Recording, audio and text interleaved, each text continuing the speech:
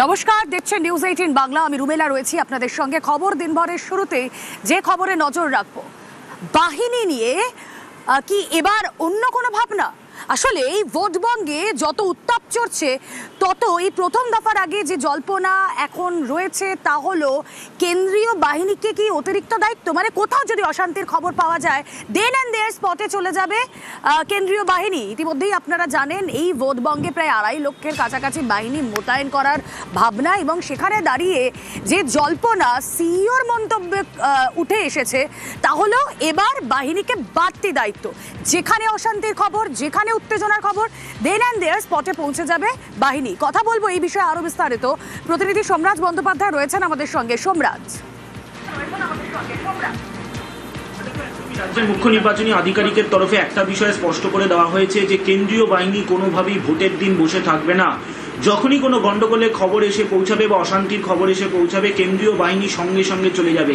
তাদের সঙ্গে যদি রাজ্য পুলিশের অফিসার থাকে তাহলে রাজ্য পুলিশের অফিসারকে সঙ্গে নিয়েই কেন্দ্রীয় বাহিনী রওনা দেবে, কিন্তু কেন্দ্রীয় বাহিনী কোনোভাবেই বসে থাকবে না। এক্ষেত্রে কেন্দ্রীয় বাহিনীর কাছে কিভাবে খবর আসবে?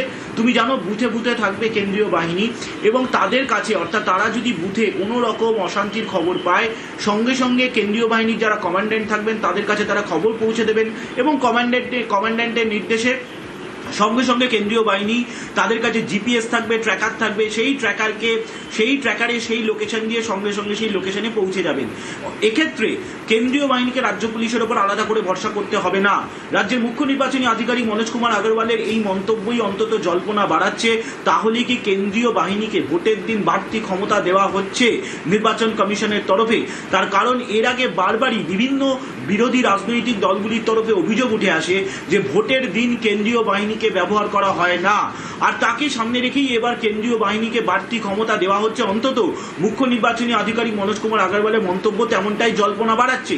পাশাপাশি তুমি জানো, রাজ্যে প্রথম দফার ভোটে স্পর্শকাতর বুথের সংখ্যা প্রায় 7,000, আর এই স্পর্শকাতর বুথগুলিতে শুধুমাত্র কেন্দ্রীয় বাহিনী থাকবে তা নয়, বুথের সংলগ্ন যে অলিগলি থাকবে সেই অলিগলিতেও কেন্দ্রীয় বাহিনী মোতায়েন থাকবে, যাতে ভোটাররা নির্ভয় সেই স্পর্শকাতর বুথগুলিতে ভোট দিতে পারেন। অর্থাৎ শুধুমাত্র বুথের সামনে নয়, বুথের বিভিন্ন সংলগ্ন যে অলিগলি রয়েছে, অর্থাৎ এই ভোটবঙ্গে কেন্দ্রীয় বাহিনীর ঘেরাটোপ আরো আঁটোসাঁটো থাকছে তা বলার অপেক্ষা রাখে না। সিইও মনোজ আগরওয়াল, তার বক্তব্য একবার শুনুন। এখানে কোনো গন্ডগোল যদি হবে, কিউআরটি কে তো যেতেই হবে ওখানে, আর যখন যাবে কিউআরটি, এটা তো নেই সিএপিএফ ছেড়ে চলে যাবে। সিএপিএফ তো সঙ্গে যাবেই। সাপোজ থানা বসে আছে, থানাতে সিএপিএফ বসে আছে, আর আমি কোনো কমপ্লেন করছি, সি অফিস থেকে কমপ্লেন যাচ্ছে, ডি অফিস থেকে কমপ্লেন যাচ্ছে, আরও থেকে যাচ্ছে কি এখানে বুথ ক্যাপচারিং হচ্ছে, থানা থেকে টিম পাঠাবে তো সিএপিএফ যাবেই, আর আইনগত ব্যবস্থা হবে। এটা আমাদেরকে নিশ্চিত করতে হবে। নিশ্চয়ই ওরা ওখানে যাবে, क्योंकि even ordinary citizen of the country is suppose to help. और যেটা ওনার যে ফাংশনাল ডিউটি আছে ওদের মধ্যে যেটা আছে যে রুলস এন্ড রেগুলেশন আছে যে লোকাল অফিসারকে নিয়ে যাবো, তো সঙ্গে নিয়ে যেতে পারবেন লোকাল অফিসারকে। এখন যেটা যে উদ্দেশ্য কি আছে, স্টেট পুলিশ আর সিএপিএফ তো একই উদ্দেশ্য আছে, পাবলিককে রিলিফ করার জন্য। বাহিনী দিয়ে ভোট এই বঙ্গে প্রথম নয়, এর আগেও অনেক নির্বাচনে আমরা দেখেছি বাহিনীর ঘেরাটোপ। এই নিয়ে তৃণমূল কি বলছে শোনা যাক। গণতন্ত্রের উৎসবকে যদি কলুষিত করা হয় এবং বলা হয় যেখানে ভালোভাবে মানুষ ভোট দিতে পারছে না, এটা কোথাও না কোথাও সে মানুষকেই অপমান। তারা তাদের প্রস্তুতি নিক। বিগত দিনগুলোতে বিভিন্ন প্রেস কনফারেন্সে আমরা বলেছি ইউনাইটেড নেশনস থেকে পিস কিপিং ফোর্সও আনতে পারেন। এখানে শান্তি আছে, শৃঙ্খলা আছে, মানুষ স্বেচ্ছাভাবে ভোট দিতে চায়। আপনি যদি আমার নাম বাদ দিয়ে দেন ভোটার লিস্ট থেকে, তাহলে তো ক্ষোভটা ওখানে, সেটা সৈন্যরা এসে দমন করলে কিন্তু ওটা অগণতান্ত্রিক। ক্ষোভের জায়গাটা তো ওখানে, সৈন্য নামিয়ে কি হবে?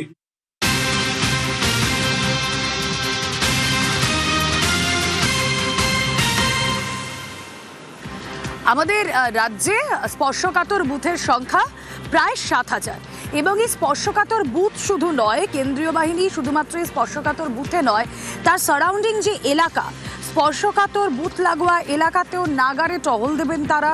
ভোটারদের ভরসা জোগাতে আসা যাওয়ার রুটেও আধাসেনা থাকছে। স্পর্শকাতর বুথে যাওয়ার সব রাস্তা অলিগলিতে আধাসেনা।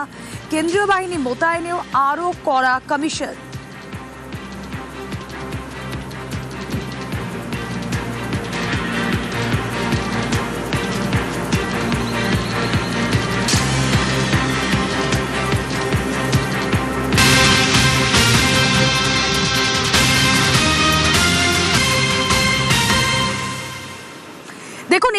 আপনাদেরকে আমরা জানিয়েছিলাম যদি এই নির্বাচনের সময় অশান্তি হয়, মানে বোমা উদ্ধার হয়, অস্ত্র উদ্ধার হয়, এই ধরনের ঘটনা যদি ঘটে তাহলে কিন্তু কমিশনের জিরো টলারেন্স নীতি এবং ফায়ারিং লাইনে এক্ষেত্রে দাঁড়িয়ে রয়েছেন বেশ কিছু থানার ওসিরা।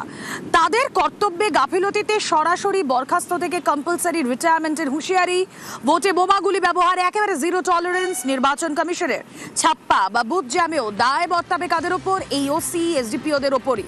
ভোটের দুদিন আগেই এলাকা বহিরাগত শূন্য করার নির্দেশ। একাধিক থানার ওসির বিরুদ্ধে নিষ্ক্রিয় থাকার অভিযোগ আছে, আর তাতেই করা বার্তা। কি বলছেন মনোজ আগরওয়াল? শুরু। ইলেকশন সংক্রান্ত ওসিদেরকে বলে দিয়েছি কি এবার জিরো টলারেন্স আছে ইসিআই। ওসি কে আমরা দু মাস থেকে বলছি কি আপনি তৈয়ার থাকুন, আপনার এরিয়া পরিষ্কার পরিচ্ছন্ন করুন। আমরা দেখবো কি এখন পর্যন্ত পরিষ্কার পরিচ্ছন্ন হয়নি, আর তারপরে এখানে ইলেকশন দিনে রণক্ষেত হয়ে যাচ্ছে কিছু এরিয়া। তো ন্যাচারালি আমরা দায়িত্ব ওসি কে রাখবো। এটা নেই কি ওনার সুপারভাইজার অফিসার দায়িত্ব এড়িয়ে যাবেন, কিন্তু যে প্রাইমারি দায়িত্ব থাকবে ও স্টেশন হাউস অফিসার থাকবে। স্টেশন হাউস অফিসার উপর খুবই সখ্ত অ্যাকশন হবে। আর কমিশন এটা বলেছে কি এরকম প্রসিডিং হতে পারে which may lead to compulsory retirement or dismissal or removal from service। কিছু ওসিদের কাছে সঠিক খবর আছে, কিছু ওটা নজরআন্দাজ করছেন। তো ওটা ওদেরকে भी আমরা বলেছি কি আপনি দেখে নেবেন, কোনো কগনিজেবল অফেন্সে যদি খবর আছে এটা আপনার ডিউটি আছে ইমিডিয়েট অ্যাকশন নেওয়া। বা যদি আপনি এদের অ্যাক্টিভিটিসকে প্রোৎসাহন দেবেন তো এটা ক্লিয়ার ডেলিগেশন অফ ডিউটি আছে, আর এই জন্য আপনার উপর স্ট্রং অ্যাকশন হতে পারে। সরাসরি চলে যাই, প্রতিনিধি সোমরাজ বন্দ্যোপাধ্যায় রয়েছেন সঙ্গে। সোমরাজ, অনেকেই প্রশ্ন তুলছেন এই জায়গাটাতে যে দেখো কমিশন তো প্রশাসনের খোল নলচে বদলে দিয়েছে, তারপরেও আমরা দেখছি বোমা উদ্ধার, অস্ত্র উদ্ধারে একেবারে জিরো টলারেন্স নীতি কমিশনের। থানার ওসিদের বিরুদ্ধে অভিযোগ রয়েছে, এই জায়গাটাতে ক্লিয়ার হচ্ছে না। দেখো মূলত বেশ কিছু ক্ষেত্রে দেখা যাচ্ছে যে থানার ওসিদের কাছে নির্দিষ্ট কিছু তথ্য বা সঠিক তথ্য আসার পরেও থানার ওসিরা অ্যাক্টিভ হচ্ছেন না, অর্থাৎ তারা সক্রিয় পদক্ষেপ করছেন না। আর সেই কারণেই রাজ্যের মুখ্য নির্বাচনী আধিকারিকের কাছে স্পষ্ট বার্তা এসেছে যে বেশ কিছু থানার আধিকারিকরা ওসিরা তারা যেহেতু সক্রিয় পদক্ষেপ করছেন না, সেই কারণেই তিনি হুঁশিয়ারি দিয়েছেন যে ভোটের দুদিন আগে পর্যন্ত থানার এলাকা পরিষ্কার করতে হবে, এলাকা পরিষ্কার পরিচ্ছন্ন করতে হবে, না হলে কিন্তু এবার চাকরি থেকে বরখাস্ত করে দেওয়া হবে। জাতীয় নির্বাচন কমিশনের তরফে রাজ্যের মুখ্য নির্বাচনী আধিকারিককে স্পষ্ট বার্তা দিয়ে দেওয়া হয়েছে যে কর্তব্যে গাফিলতি হলেই সঙ্গে সঙ্গে সংশ্লিষ্ট ব্যক্তির বিরুদ্ধে চরম শাস্তিমূলক পদক্ষেপ নিতে হবে। এবার আর জাতীয় নির্বাচন কমিশন পর্যন্ত অপেক্ষা করা হবে না। রাজ্যের মুখ্য নির্বাচনী আধিকারিক তিনিই তার ক্ষমতা প্রয়োগ করে সংশ্লিষ্ট থানার ওসিকে বা সুপিরিয়র অফিসারদের চাকরি থেকে বরখাস্ত পর্যন্ত করে দেবেন। এই হুঁশিয়ারি রাজ্যের মুখ্য নির্বাচনী আধিকারিক দিয়েছেন, কারণ ভোটের সময় যদি কোনো রকম বোম, বন্দুক বা অস্ত্র পাওয়া যায় তাহলে সংশ্লিষ্ট থানার ওসির ওপরই দায় বর্তাবে। প্রথম দফার ভোটের আগে এই কড়া বার্তাই রাজ্যের মুখ্য নির্বাচনী আধিকারিক স্পষ্ট দিয়ে দিলেন। ওকে সোমরাজ, ওকে সোমরাজ।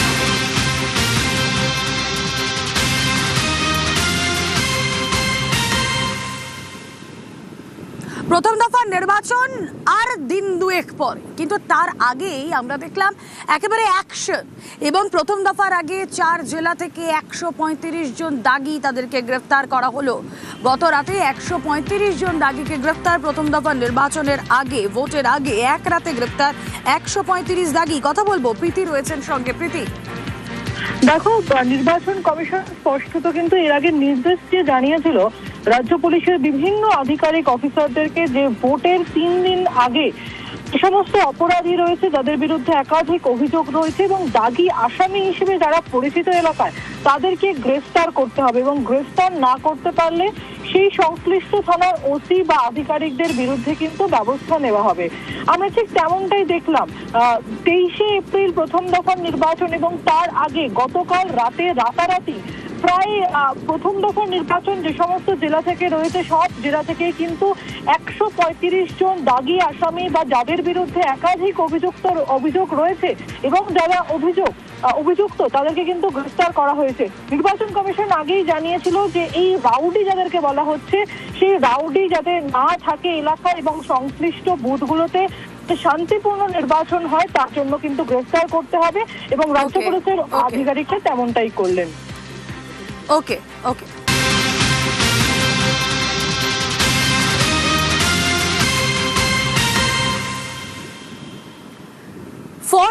ফর্ম 7-এ যোগ হলো ফর্ম 6-এ বাদ গেল 6 লক্ষ এবং 7 ও 8-এ যোগ হলো ফর্মে 7 লক্ষ যোগ বিয়োগ 6 লক্ষ।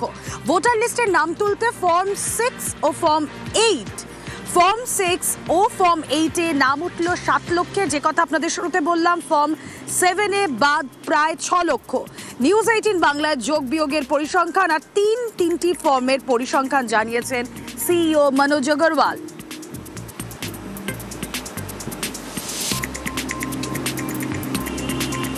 ये 3টা ফর্ম 6 যেটা আমি বললাম, 3 স্রোত থেকে ফর্ম 6 অ্যাপ্লিকেন্ট আসবে, ওটা আর ফর্ম 8 মিলিয়ে প্রায় 7 লাখ নাম যোগ হয়েছে। ফর্ম 7 যেটা 5.5 যে 5.6 या 5.7 যে ডিলিটেড শ্রেণীতে ছিল 28 ফেব্রুয়ারি ফাইনাল রোলে, ওটা মিলিয়ে আর অন্য কিছু কেটে পরে প্রায় 6 লাখ এরকম নাম কেটেছে। আর এটা কোনো বড় ফিগার নেই, এটা ইয়ারলি ফিগার भी 10 থেকে 15 লাখ লোক অ্যাপ্লাই করে ফর্ম 6। তো figure is not very abnormal, figure is very much normal. And এখন যেটা অবস্থা আছে, এসব হাল্লা গুল্লা করার কোনো স্কোপ নেই। এখন ক্যান্ডিডেট কাছে, পলিটিক্যাল পার্টি কাছে লিস্ট পৌঁছে গেছে। এখন যদি ওরা বুঝবে কি কোনো উল্টা পুল্টো নাম আসছে, তো they can always protest. SIR এ ট্রাইব্যুনালে কাজে দেরি। আপনারা জানেন যে ট্রাইব্যুনাল গঠন হওয়ার ক্ষেত্রে পরিকাঠামোগত সমস্যা ছিল।